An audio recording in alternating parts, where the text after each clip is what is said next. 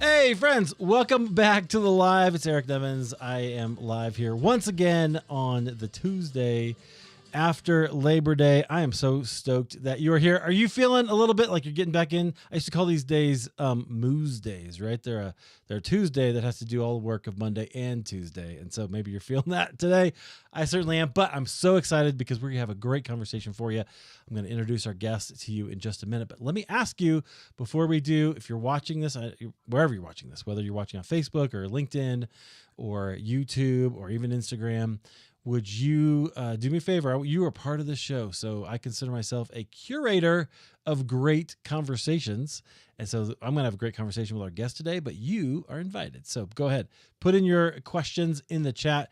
We're going to get to those in the later segment. So ask a great question about business, about ministry, about businessry, I've heard it called. We're going to talk about that for sure. I think you're going to have lots of great questions. You're going to learn something. You're going to be provoked to think, right? Which is what we do here, and I love it. Can't wait to see what you come up with, because I know there will be something there. I get to ask my questions, and then we're going to bring your questions in. Okay, friends, I'm gonna introduce our guest here in just one moment, but before I do, I got to remind you, go ahead and head over to Instagram. Head over to YouTube. Go to Instagram too. Follow me there. You should. But go to YouTube and do that first, because that is where you'll get notified of every single one of our lives and all the great stuff that we are doing, working on it. Hey, last week we went up a huge amount of subscribers, 25, but I had 0 for like 5 years on that channel. So we went up to 25 followers, and I'm excited that you're there. Come check us out. That's the best place to follow along. Okay.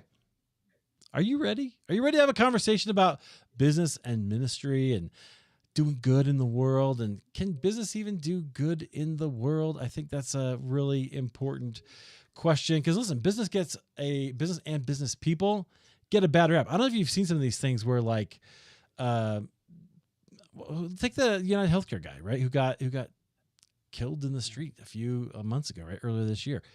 People were celebrating that. Why? Because business feels like it's gone bad. So sure, there's a lot of people taking advantage, of others and maybe exploiting them for their benefit. But what if instead of getting angry about the bad apples, we promoted a few good ones, right? What if doing good business is good for everyone, even the customers who fund it, who are paying? Right? I think that's an interesting question. It's a conversation that I want to have. So how might the world be a little bit of a better place if we exalted the good? Ooh, I like that. Okay, our guest, he's an award-winning CEO. He's COO at the Secret Service for Billionaires. I got to find out about that. Haven't been invited to that club yet, but maybe one day. And he's the guy that bought that viral mansion that burned down in Nashville. Welcome to the show. Our guest is Mike Thakur. Mike, welcome to the live. I'm glad you're here. Glad to be here, buddy.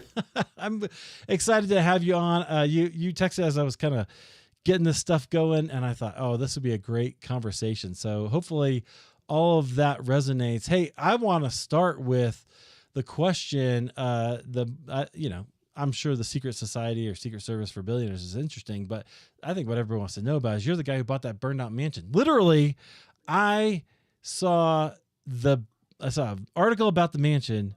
And then like 3 days later, I saw an article about you buying the mansion. And I was like, hey, I know that guy. What's going on? What in the world? And so I think I can't remember. I reached out to you. We eventually connected about it. But what a story, man. That's a pretty crazy thing. People can find you on YouTube. You made a whole series of videos about it. Tell us about that, man. We've been in Houston, Texas for nearly 20 years. And I used to joke with my wife, hey, what if we tried somewhere else? America's a big place.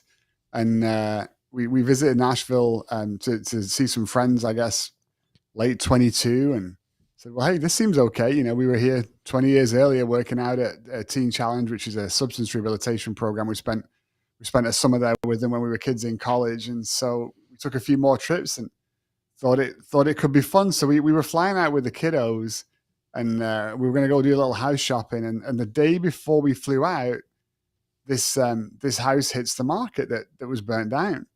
And she sends me the list and says, hey, what do you think? And I was like, yeah, it could be fun. We should go check it out.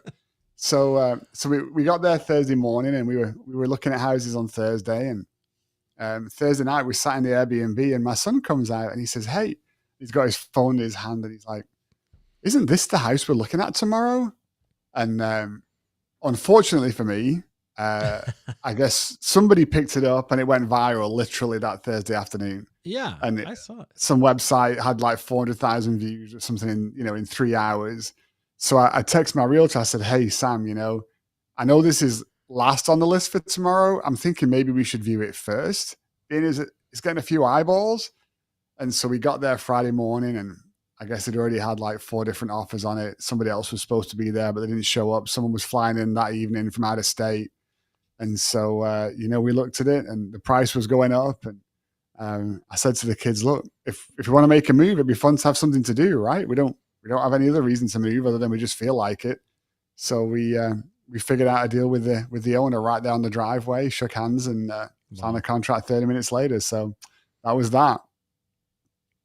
Wow, that's amazing. Just even that, so, part of that speaks to just being there, right? Being with the person and building rapport and going for it, huh? Yeah. Boy, I love that.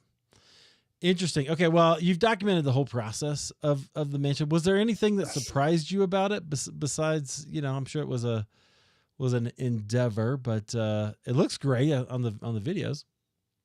Yeah, it came out good. I think I was surprised how much more expensive everything is in Nashville than Houston. So that was fun. Yeah. But yeah, no, I mean, it's just a process. We knew it was going to be a lot of work. We knew it was going to be a little bit of risk. So it's like building Lego sets. You pick it apart and you put it back together piece by piece and hope that it all works out. But thankfully it did. Yeah, that's good. I love that. Is this the first thing you get asked about everywhere you go now, or is it like? It does come up quite a lot. Yeah.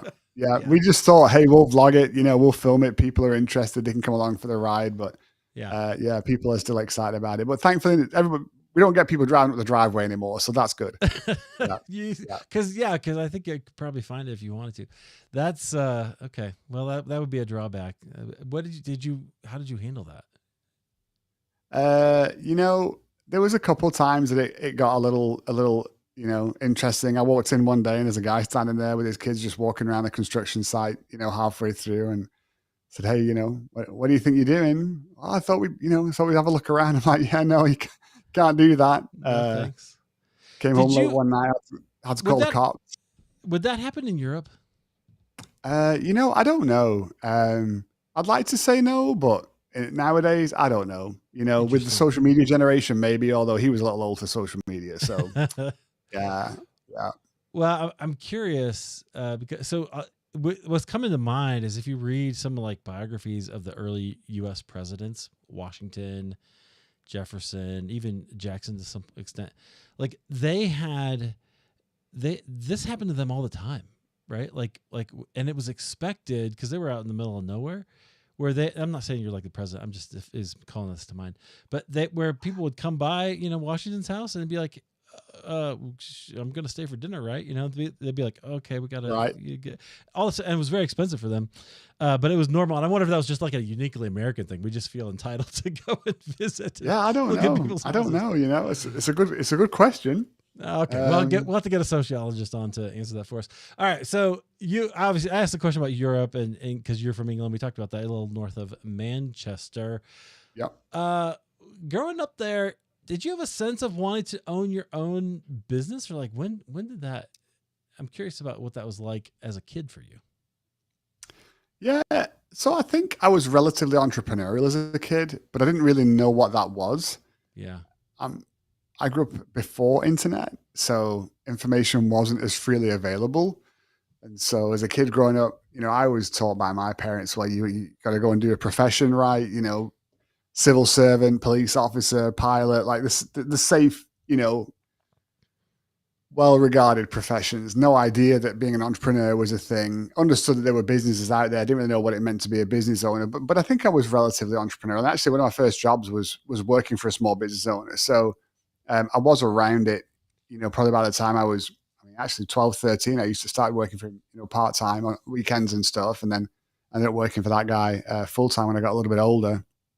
But I also had a heart that wanted to serve Jesus. And the only way that I knew how to process that was to go do the ministry thing, right? So we should go to Bible college and we should study theology and then we should go try and get a job at a church because that's what you do if you're called to, to do something for kingdom. And there were no voices out there at the time saying, actually, no, you don't need to do that. Marketplace is actually the better place to be, and God can, use you more, and you can achieve more, and you can do more if you actually go out into the marketplace versus trying to, make a profession out of organized religion. So that's one of the reasons why I talk about it now, is to try and be one of those voices to that younger generation that says, hey, look, don't ignore the bigger opportunity here of entrepreneurship and business and what that can do for Jesus, what that can do for reaching people, and what that can do just for Christianity, right? For the kingdom, to demonstrate how we can live differently if you can figure out how to do that and not just be a jerk like everyone else. But not everybody figures that one out either. So not a perfect world. Right. Well, okay. I'm glad you brought this up because I grew up in that same time, right? Where it was like, look, if you're going to be, you really had two options. If you were really enthusiastic, you had to be a pastor or a missionary. You had to go someplace else. Yeah. Right. Yeah. And that's what it meant to take your faith really seriously and to go do something. So I always tell people that took me. The other thing we had is we only had two real sacraments as Protestants. So we could read your Bible and pray. That was the answer to everything you had, right? So I say I went to Bible college to learn how to study the Bible. I went to seminary to learn how to pray, which is basically true. It's an oversimplification, but that's essentially what happened. And then I graduated, and I was like, "What do I do with myself now?" Right? Like, what should I do? And I didn't find those places. I didn't really ever find a place where I fit there. And maybe that was by design. Maybe God did. I don't know. But it was kind of weird. Did you have a story? Like, did you end up in ministry? I don't even know this about you. Were you? So yeah. So we graduated college, right? And in my mind, we're a good catch. 20-something-year-olds, married, degrees. Spent 3 years at Bible college, trying to get a job at a church. Couldn't get one.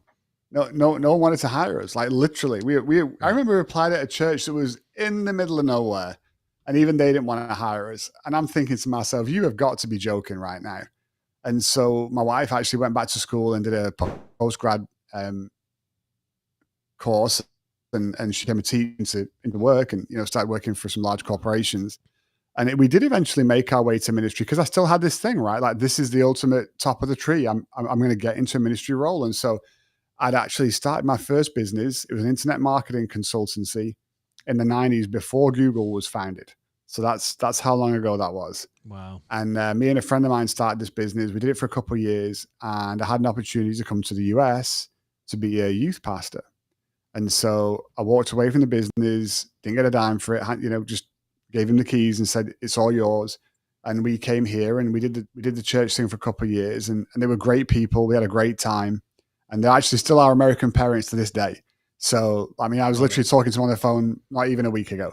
And we were talking about Thanksgiving, if we're going to drive down there and stuff. So the sweetest of people, real blessing. But we were here for a couple of years. Linda was pregnant with our first one. And we thought, maybe it's better to go home. And so we did. And we were back in the UK for a number of years. And I started to have that nudge of what if God wasn't finished with us? What if there was something else we were supposed to do in America? And so we thought, hey, we'll have another stab at it. Came back for the church thing again. And so left another business that I was running and came back a second time. Did the church thing for a few more years. We were kids pastors, and then we church planted. And in all of that, eventually realized, this just isn't what I was built to do. The fun, the politics, just the whole shebang. And so one day I woke up and said, hey, what if we just start our own nonprofit, and we'll just start a business, and we'll make some money, and we'll just fund the nonprofit from the business, and we'll just go do cool stuff for Jesus, and no one else needs to bother about it and worry about it. And so that's what we did. And so I'm sitting here in my co-working spot. We opened this one in the summer of 15, and we started a nonprofit in 14. And so we've been open for 10 years, and we've had a blast. We built some children's homes. done a bunch of clean water projects in Cambodia, in Africa. Helped build some infrastructure at a school out in Africa. Done some work in Guatemala.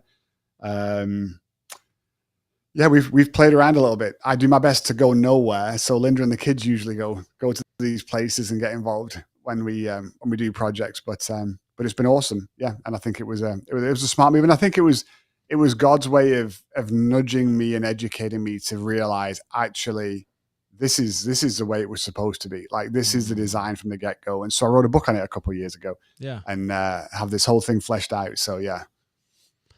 Okay. So I'm really fascinated in that. This isn't a fair question, so maybe if I can find a fair way to ask it. Well, I'll ask about how you feel about it. How about that? Okay. How do you feel about the work you've been able to do since you've started in business versus the work that you did in the church? I'm not saying maybe they're apples to oranges.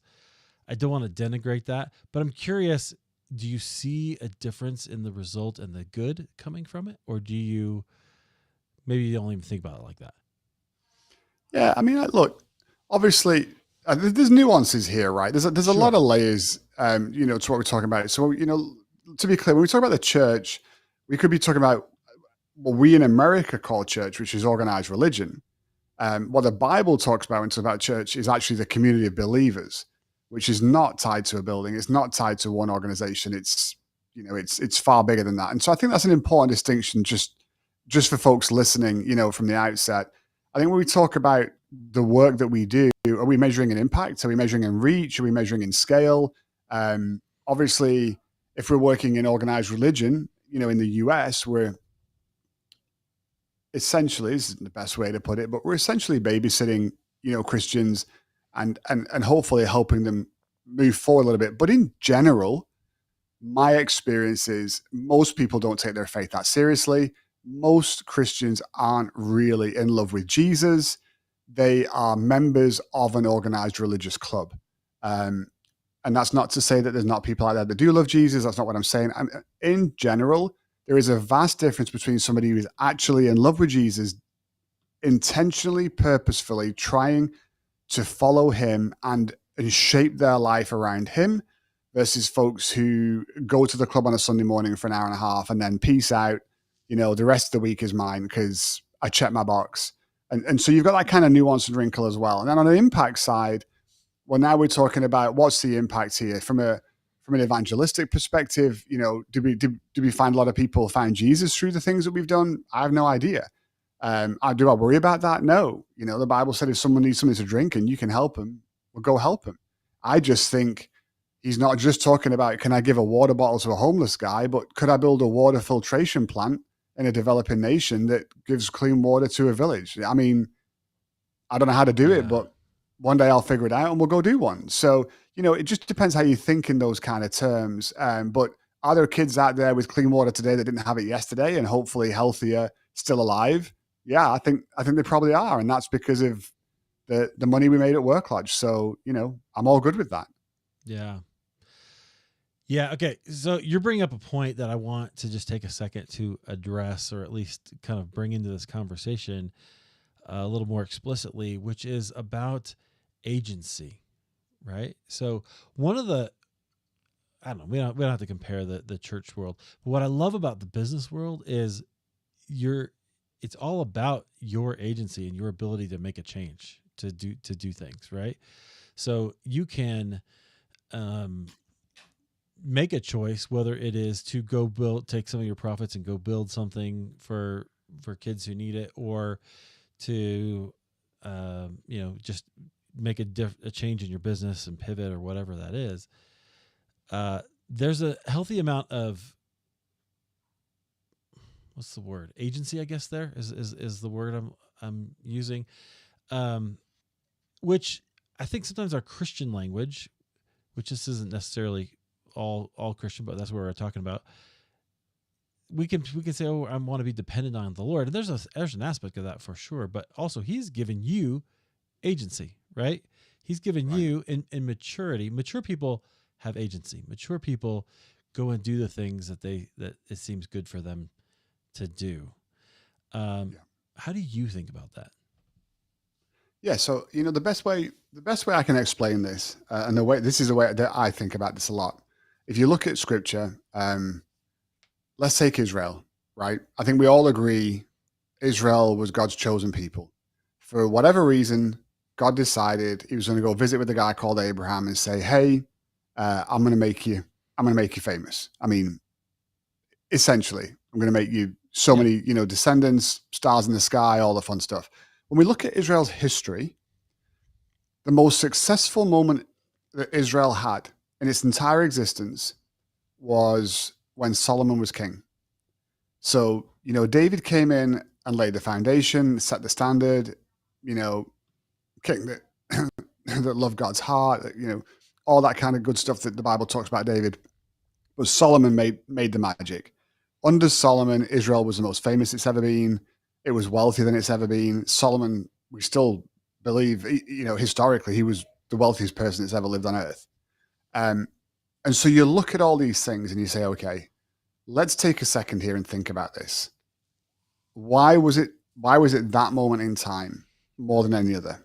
And when you think about this priest, prophet, king concept of how God used to move in the Old Testament, you had the king who obviously led the people. You had the priest who was interceding to God on behalf of the people. And then you had the prophet who was hearing from God for the people. So you've got the upward communication, the downward communication, and then you've got the rulership and the organizational structure. And this was typically three people who worked somehow in tandem together.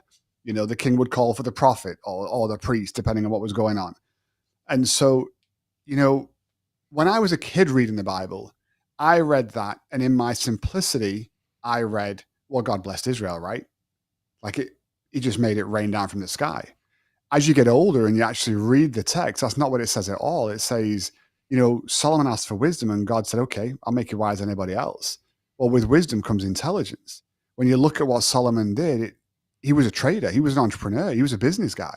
Mm-hmm. It was Solomon's business acumen that was able to make Israel as successful as it was. He couldn't be the richest king off taxes because the people didn't have enough money to pay him that much tax. Like there was something else at play here. Yep. And there was this multiplication effect happening. And sure, God was blessing and God was with him. And I understand that. But a lot of it was down to his agency. His wisdom was there. And, we say, well, God gave him wisdom. You know what? I think he had a little wisdom all by himself, because only wise people would know to ask for wisdom when the creator of the universe is saying, what do you want? So, there was a baseline there that God magnified, which is exactly what money does. It magnifies and brings out in us the better version of us or the worse of us, right? Because that's what it does. It's the same as power.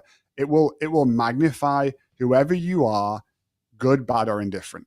And in Solomon's case, we see that effect happening. We see him hugely successful because of his business acumen.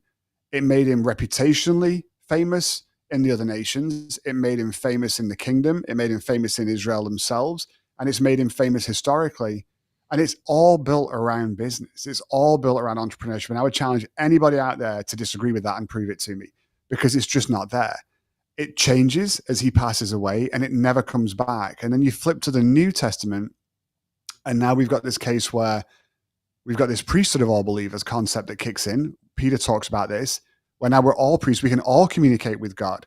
And the New Testament says we can all hear from God. So now you've got this prophetic element as well, this communication up to God and down from God we can have individually. And I think that's why the entrepreneur of today and the kingdom entrepreneur of today has such an incredibly powerful calling, if they would understand it, because you have the ability to create out of nothing. You have the ability to multiply and create more from something.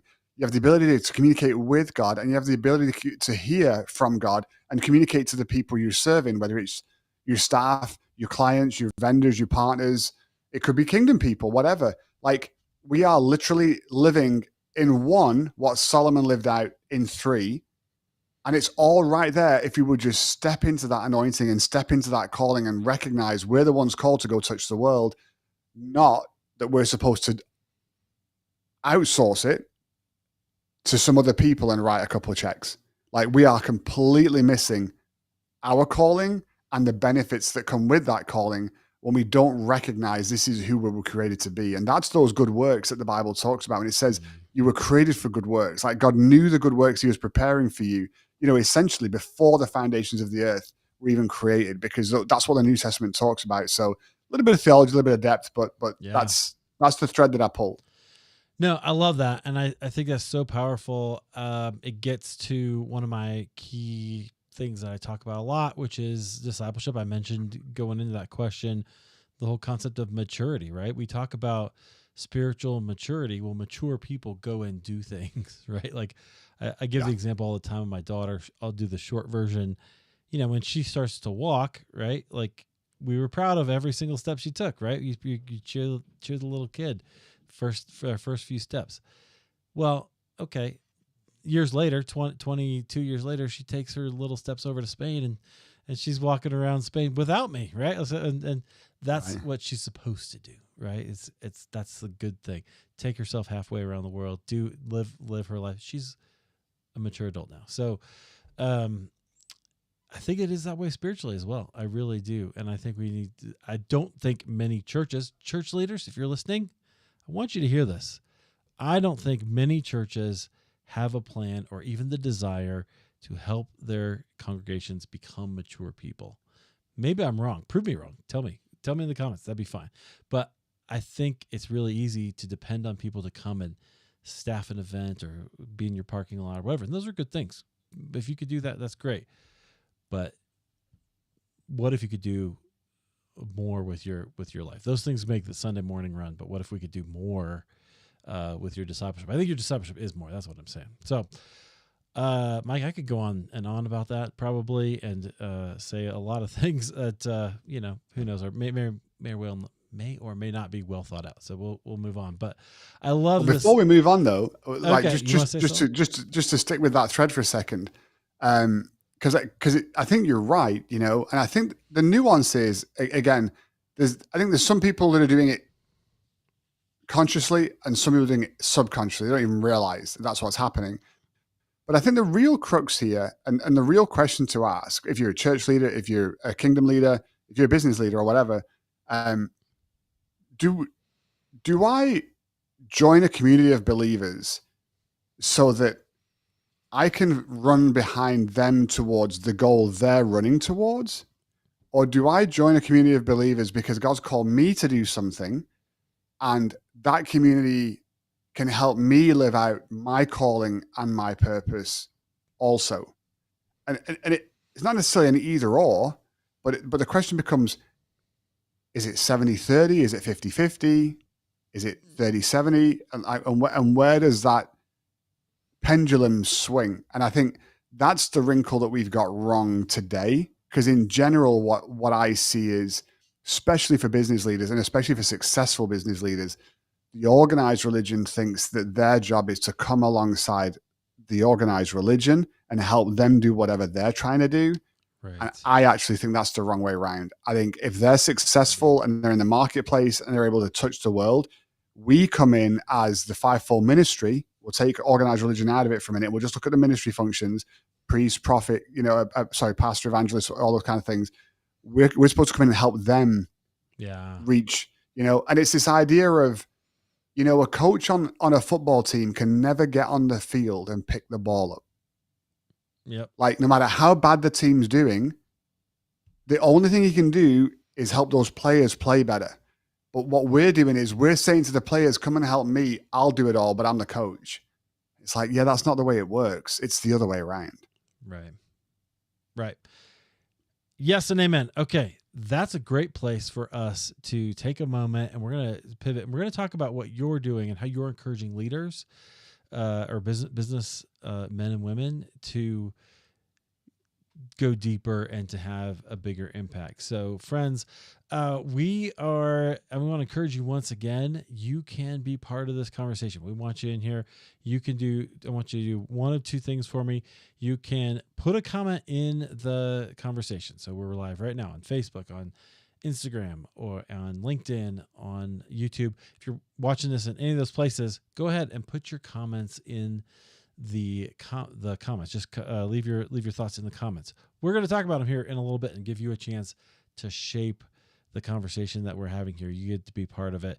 If you have a question, if you've wondered about this concept and you've been like, I've been thinking about kind of how does business, or how does my personal growth apply to this? Well, we've got some answers for you. We'll give you our best answers anyway. We'll bring you into it and discuss it with you as well. Okay, so do that. Put that in the comments. Second thing, go to YouTube, subscribe. That'll help us out a lot. You guys know how to do that as well. Okay, Mike, thank you. Let's so here's the question I wanted to ask you about this, because you are you're using this word impact, right? So tell me give me some practical kind of examples of like impact, and maybe give us a few earlier, the difference between impact, or well, tell me what you mean by that, because I think impact sometimes gets thrown around as a term that we use, but give me an example of what you mean by that. Yeah, so I come from a philosophy that the primary reason for my existence is to figure out how to love God, right? And one of the ways that I demonstrate my love to him is to follow what he says. So when Jesus says, love the Lord your God with all your heart, with all your soul, and with all your mind, it's the greatest commandment. And the second is this, to love other people like you would love yourself. To me, that tells me that although my primary focus is loving God, the secondary that's almost as important, like right there, two sides of the coin almost, is to figure out how to love other people. And so when we think about that and we read verses like Matthew 25, sheep and the goats, Jesus says, hey, when you did it for the least of these people, right? Here's somebody that was hungry and you gave them something to eat. They were thirsty, you gave them something to drink. They need clothes and you gave them something to wear. When you do it for the least of these, it's like you did it for me. And oh, by the way, for you guys that didn't do it, you're not coming in. It's a lot of theology there, a lot of different opinions about what's going on, but this is Jesus speaking. And in black and white text, he said, if you see people who need a little bit of help and you can help them and you don't, you're not coming in. Like at that point, I'll take the simplistic message and say, okay, so I might not be able to figure out how to do a bunch of crazy spiritual stuff. I might not be able to do miracles and heal people, but I can probably figure out how to feed a couple people. So here in Houston, we have a feeding program, for example. We've given away about $1 million of food a year for around about 12 or 13 years now. So that would be an impact project for me, where we are delivering some kind of meaningful impact in the life of a person without which they would notice some kind of a difference. Are they going to starve if they don't get food from me or the folks that help us? No, I don't think so. Are they going to be a little bit worse off? Probably. Water well projects, impact projects for us, building children's homes, impact projects for us. I'm thinking about how anything that can really make a meaningful difference in the life of the person that you are trying to touch. Generally practical solutions, because Jesus was talking about practical things, right? Like he didn't say if you don't pray for someone who's sick, you're not coming in. He said if you don't give someone some food and some water, you're not coming in. And I know it's a very simplistic theology, but I find it fascinating that he focused on practical versus spiritual. And then you go to his brother James, who writes a book of the Bible, spent decades with Jesus, right? Grew up with the guy, watched him in action for 3 years. And instead of saying things like, this is how we do miracles, this is how we walk on water, this is how we heal the sick and whatever else, he said things like, watch your tongue, because it can be dangerous. And if you're cussing on the one hand and worshiping God on the other with the same mouth, that's probably not a good idea. I know if you see somebody that needs some cleaning and you don't help them and you can, that's probably not a good thing.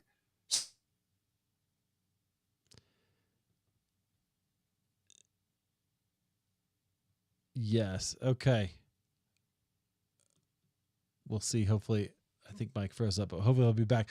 Okay, I want to talk about this just a little bit, because all the things that Mike's saying, the idea of that practicality about the things that James and Jesus have to say. It's not just about the theology. Do we have our theology right? I think there's value in studying all that. I really do. But some of it is about what are we able to do?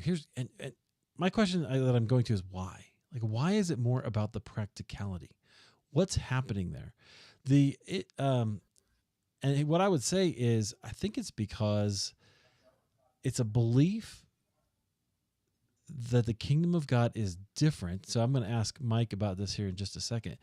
That the kingdom of God operates differently than the kingdoms of this world. So the reason that we help people when we see that they're thirsty or see that they're in need is because we believe if I lose some of my resources or give away some of my resources, the kingdom of God is infinite and he gives us abundance to be able to share. Mike, I'm glad that you are there. Did you hear that part? And do you have any thoughts on it? So it just got me back in. I'm not sure what happened. I apologize good. if it I don't know was what my happened connection, but it's okay. But so I was opining a little bit about about what you were saying there about the practicality versus the spirituality, and why is it that we're called to be practical? And I think it's because of a belief that the kingdom of God is very different from the kingdoms of this world, right? The kingdoms of this world operate on money and power and accumulation, and bringing as much as you possibly can to yourself. Whereas the kingdom of God, it operates very differently. It operates on, God is abundance. He will give us everything that we need. And so if I have some plenty and my brother doesn't, then I need to make sure I help them. And it isn't about trying to get ahead or trying to accumulate the most that I possibly can. It's about being abundant and sharing and really thriving. Funny thing happens when we do that. Everybody thrives, right? And the whole societies are raised up when we do it, which I think speaks to your point on business. So as business owners, then the question becomes, how can I operate this way in my business?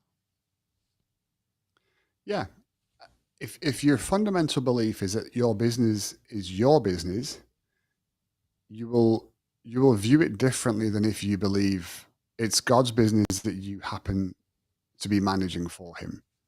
That's probably the baseline thing to think about if you are a business leader or business owner.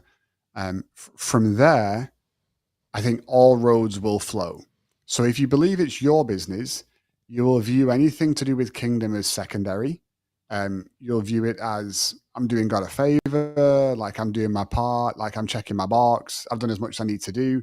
If you view it as God's business and you're managing it, you'll view it as how can I use everything about this business to somehow touch the kingdom, whether it's relationships with vendors and partners, or it's the way that you engage with your staff and the opportunities that you create for them and the support that you provide for them. Your fundamental operating system will be different. And so, the best way to start to rethink or reshape what you're doing is to get that baseline figured out. From there, everything flows. But the easy thing to pick on here. I've been in business for a minute, and we run a business where we're surrounded by lots of business owners. I have 100-ish offices at each one of my co-working spaces. So there's a lot of people that work here, and a lot of different companies. And one of the challenges that I've seen over the years, as we have a team that sometimes has believers, sometimes doesn't have believers, right? Who work for me. I'm happy either way. I just want great people. That's all I need. But one of the things that I have heard on more than a few occasions, usually from an unbelieving member of staff, is if we have a company where someone does the wrong thing, and that could be always paying late, disappearing when they're mid-contract, the way they talk to other people in the space, whatever. I've heard more than I'm comfortable, oh, well, that's another one of those Christians. Mm. And so I think before we get too excited about how to go change the world, and do good by doing good business, I think the baseline of doing good business is learn how to be a Christian, figure out how to walk, figure out what those commandments say, figure out what these things called fruit of the spirit are talking about: love, joy, peace, patience, kindness, gentleness, faithfulness, self-control. Maybe work on some of these baseline things, because how you function as an individual is even more important before you start worrying about how your business is going to function as a business and what it's going to do. And not that I've got this right, like I'm far from perfect, but I'm working on it and I'm aware of it and I'm intentionally working on it, every single day, because I want to be kinder. I want to have better self-control. I want to be more gentle. I want to have more patience, because I want to display my faith in an appropriate way and not be an embarrassment to the kingdom. And when we don't get those things right, to me, that's what we're doing. So what good is it if I have a business that's building water wells in developing countries, but I treat my staff terribly and I'm, ugly to all of my Right. clients and my members? Like, that doesn't make sense. I've got to get those things right as well. So, that for a lot of people might be a great place to start. Yeah, 100%. Wow. Okay.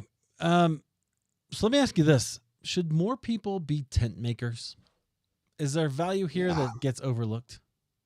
100%. I mean, look, the guy that wrote the majority of the New Testament, one of the most theological minds of the day, thought it was a good idea not to write more, but to go out to the market and make tents with his hands so he could be around people and he could fund the work he was doing. Like, he literally says, I'm doing this as an example for you. Like, follow my lead, right? Simon says. So if it was okay for Paul,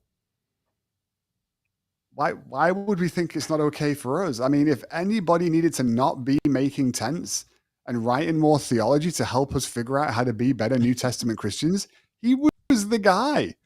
And yet he thought that was the best use of his time. Yeah. Honestly, I don't know if it would have been great for him to keep writing. Like, you know what I mean? Like, the way that we take every word that he says and just like twist it and have no idea what he was trying to say would have been a nightmare, right? Would have been a lot more. God knew what he was doing. But yeah, you're right. He wanted to be around people. He wanted to, and he funded his ministry that way. And in fact, he makes a point to say, "Hey, I did not want to take money from you." Now he does later in other places, and so he's not completely against it. But I can't remember. Was that Corinth? I can't remember where it was. He was like, "Look, I made a point to come and not take any money from you because I wanted it to not be about that, right? I wanted it to be about something else." But then you got to fund it some other way. Yeah. Because you still got to eat. Okay. Well, I think that's good. I wanted to ask about the principles of this kind of good-minded business. I think you gave us a really good overview of that, because it's just different. It takes the fruit of the Spirit is a great word. Goodness, kindness, gentleness, self-control, love is the ultimate expression. And how can we do that? With all of that in mind, I think I know how you're going to answer this, but let me ask you anyway. We hear about a lot of companies having things like record profits or all these big profits. What's a kingdom view of profit? How can I take that in my business and think about it differently? Or we could put the question a different way: is profit a bad thing? Yeah. Obviously, profit can't be a bad thing, right? Right. Because we have to have profit to be able to function and operate. I think the conversation we really need to have is, what's an appropriate amount of profit, and at what point does it become excessive profit? And even there, the added wrinkle of, is this optional profit or is it forced profit? And for example, there are some things that we spend money on. Let's go to McDonald's. I don't eat there a whole lot, but I do from time to time. I still have a soft spot for it. First job at 16, Heck yeah. full time McDonald's. Okay, they're going to say, "Is that a large?" when you make an order. If I upgrade to that large, they're probably going to make more profit, right? That's why they have upsells. But it's not a forced profit. Like, I'm totally in control of that. I have a choice, and if I don't get a large, I'm still getting a reasonable amount of food. Like, they didn't take something away from me to force me to have to spend more. Then you've got the extreme examples where let's hate on airlines because we like to hate on airlines. It wasn't that many years ago when you could get a Southwest ticket, for $50 or $80, and you could fly anywhere, and your bags were included, and all this kind of stuff. And it's like, well, hang on, let's take the bags away. Now you're gonna have to pay for those. Well, let's take the seat choice away. Now you have to pay for that. And it's like, okay, well, hang on. Now I'm starting to feel like you profits on me. Things that were reasonably expected and included suddenly aren't anymore. And this is where we become countercultural, because the culture says profit is good, make as much profit as humanly possible by doing the least amount as possible. I don't believe that's what the kingdom says. I believe the kingdom says make a fair and reasonable amount of profit. And just because you can doesn't mean you should. So there are definitely situations where if I'm in the business where I'm selling something that is life essential, clean water in the middle of Africa, even if I can charge an excessive profit, I don't think God will look down kindly on me if I do. I think I can charge a reasonable profit, enough to run the business, enough for us to stay healthy, enough for us to have a rainy day fund, and be a fiscally responsible organization. And I think Sam Walton's a great example of this. We know the story. The board wanted a jet, and Sam said, if we're making so much money we can buy a jet, we're making too much profit. Can you imagine any Fortune 500 leader saying that today? Because I sure can't. No. And that's what, 2 generations, not even, in the United States. So even American culture and American business understood it. Henry Ford, what's the point in making cars if my employees can't afford to buy one? So therefore, I will increase their wages so that they can. That wouldn't happen today. Look at Apple. Look at where they make their iPhones and what they pay to make them. We live in the United States. Apple's entire success is because it's an American company. It's because it's in the most blessed nation on earth. Personally, I think you should make less profit and create more jobs in America and put back into the system. I don't think it's appropriate to play the game and pay ridiculously small amounts of tax in a nation that literally can't balance its budget. Because now we've got this situation, well, I'm doing okay, stuff the country. Well, but without the country, you're not doing okay. We're raising a lot of questions here, but I'm doing it intentionally because I want you to think about these things, right? Because who we do business with matters. How we do business matters. As a small business owner, as a big business owner. So long answer to your question, but no, profit's okay as long as it's appropriate. Well, I love the nuance that you bring to that. And I think that's exactly, I would agree with you 100%. There is a place. So where is that line? I'm curious. You don't have to answer. I might ask this rhetorically, but where is that line of where it goes from being adequate profits to excessive profits? We worship productivity in this country. That is what we worship more than anything else. And can we get the most bang for our buck? That actually might be a way that the gospel influences business, which is what I promise. So that's what we're thinking about. You can go ahead and think about that, friends. If you want to, and you've got a question, maybe you're thinking about this because these are big questions. I'm glad we get to have them though. I'm so glad, Mike, because it just makes me. These are the things we should be pondering that need to be pondered, and I think it makes the world a better place to do it. Friends, if you have questions, ask them. We do have one that I want to ask you, Mike, that is here. This is from Heather. And let me see about, hold on. I'm going to fix this right here. So, bear with me here. Hold on. So Heather asks a great question. She says, I always love to hear what leaders are questioning right now. Something they have no idea what the quote answer is. What are you wrestling with that you don't know what the answer is? I'm wrestling how to build a community with other entrepreneurs that love Jesus, love business, and want to go touch the world. I'm wrestling with how to build that community the right way and not end up in the same place as everyone else, where here's my cohort, sign up and go through my funnel and pay this fee and whatever else. I'm trying to figure out how I can do that. I don't want to charge a dime, but then people tell me, but Mike, if you don't charge, nobody values it. It's like, yeah, I get that, but I do just you want to think go that's touch the true? world. Do you think that's true? Um, you know, yes and no. Yeah. I think practically yes. If I'm going on a free webinar tonight and I get busy, no big deal. But if I paid $1,000 to be on it, you You're bet your gonna be bottom there. dollar I'd be there. Right. So I think that's the problem, and I think that's the challenge. I don't have the answer, but I'm trying to figure it out. Yeah. Building a community. Okay, well, I'm glad you brought that up because that's the next thing that we are going to talk about. Because you are building a community for entrepreneurs, right? So, Yes. um, tell us about what you're trying to do there, and because we asked a lot of philosophical questions. We had this kind of deep conversation, which I love, but you're trying to take all of that and put it into a community of people, right? Where you can help this way of thinking about business flourish. Yeah. So, we've been doing this for 10 years and we've had some fun doing it, but we want to do more. Uh, we want to go a little further, a little faster. And so we realized that to do that, we can't go alone. We want to do it with other people. So I need other people who are business people, who are business leaders, who've had some success in life. They know how systems and processes work. They know how to go and do it over here. I can handle this piece and this piece, but these three pieces I know nothing about. Could I have a community where we can then say, does anybody else want to come play ball? And some of those folks will say, yeah, absolutely, I can handle that. Well, I can handle that.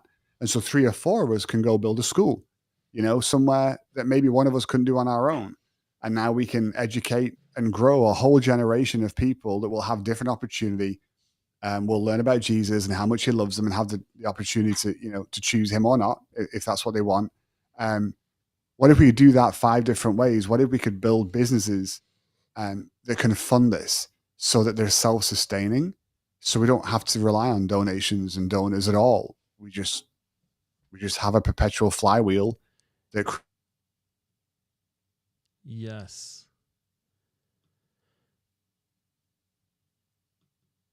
All right. Looks like we might be a little frozen again, but I love this concept. And when Mike gets back, I'm going to ask him about self-sustaining projects and why that matters. Because think about that. Are you there? Okay, Mike. Yeah. Okay. I want to ask you about, I was just telling everybody on the live, I want to ask you about this idea. You were starting to talk about making things that sustain themselves. And I've heard you talk about this on some of your videos. Self-sustaining projects where you're doing good, but they actually produce the revenue to keep themselves going. Yeah. I love this concept. And I to the point that I would almost say, I think this might be the future. I don't know if it's missions or but of It is. of the gospel going forward in other places, maybe even here, where it's able to support itself instead of asking for money all the time. Because there's power dynamics when you ask for money, right? There's something different that happens with this. Okay, tell us about your idea of the self-sustaining project. Tell us about how you think about it. Yeah. So what we're trying to figure out, and this is where the community comes in, because I'm not smart enough to figure this out on my own, is let's pretend that somebody wants us to build a school in Uganda, because we had this last year. So this is actually a real world example. And so we went out, we scouted it, we took a look at it. It looked like it was going to cost about $3 million to build. And so for us, that's a little bit more than I've got in my piggy bank. And so we said, okay, well, how else could we approach this? Well, it was going to be a vocational school. So we said, what if we build the agricultural building first? So one building's about 50 grand or 60 grand or whatever. Well, we can pull that off. And then if we can launch the agricultural teaching, oh, well, look, we've got some friends over here that can help us, farm better, faster, more efficiently. We can take a piece of land and we can grow product. We can then sell that to the local villages. So they've got healthy, nutritious, safe food, but we can grow enough extra. So maybe we can sell it to surrounding villages and we can bring the profits from that back into the school. So the students get the practical real world example of what they're being taught. We take the profits and it goes back into the school that helps us expand the school. So we can build a second building, which might be construction. Well, now we teach students construction techniques And then we can create a construction business. So we can create jobs for them as they graduate. They can work, but we can create profit from being in construction in the local area. Those profits come back into the school, and then have fun building number 3, which will be Z, X, Y, Z, whatever. And so our model was really thinking through, yes, we need some seed capital, but we can handle the seed capital. So we can make that work. And then from there, we can create this sustainable cycle. It's slower, but it lasts forever. So do you want to go fast and burn out, or do you want to go slow and steady? I think the tortoise won the race, if I'm correct. Right, exactly. So I love that idea. Let's create things that actually produce, and then we can invest those profits into something else that produces, and just keep going.